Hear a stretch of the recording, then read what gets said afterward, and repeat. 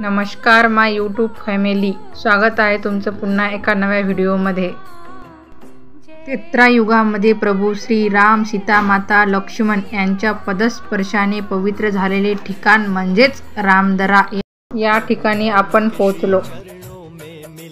डोंगराच्या पायथ्याला असलेलं सुरेख असं मंदिर, तलावाचा परिसर, वृक्ष, पक्ष्यांचा आवाज अशा निसर्गरम्य वातावरणाने सुशोभित असे हे रामदरा मंदिर आहे।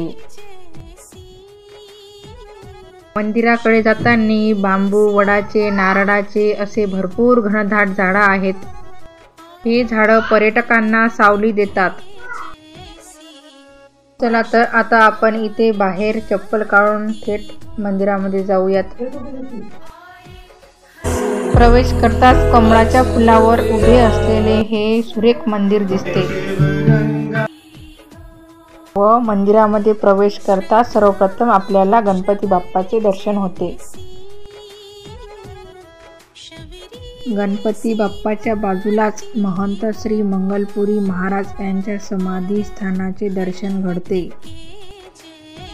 आता इथून थोडे पुढे गेलो की आपल्याला भिंतीवरती खूप सुरेख असे शिल्प वेगवेगळे पाहायला मिळतात। इथे आपल्याला महादेव, पार्वती व नंदीची मोठी प्रतिमा संगमरवरी पासून बनवलेली पाहायला मिळते। आज वीकेंड असल्यामुळे भरपूर गर्दी आहे।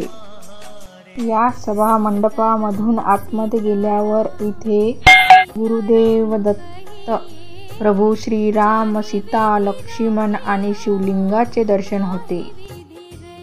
सभा मंडपाच्या भिंतीवर महाभारतात घडलेल्या घटनांचे व देवी देवतांचे खूप छान शिल्प इथे पाहायला मिळतात व इथे आपण धुंदी बाबाचे दर्शन घेतले। या सभा मंडपामध्ये सर्व 22 खांब आहेत आणि यावर खूपच बारीक नक्षीकाम केलेले आहे।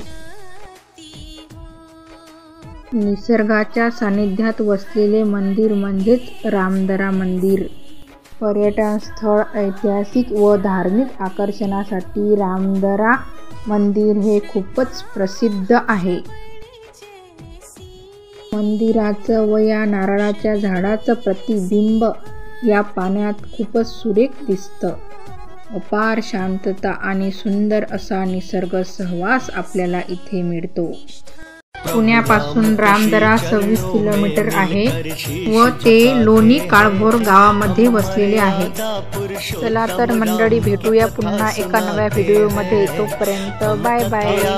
पुरुषोत्तम राम की कथा सुनाते हैं।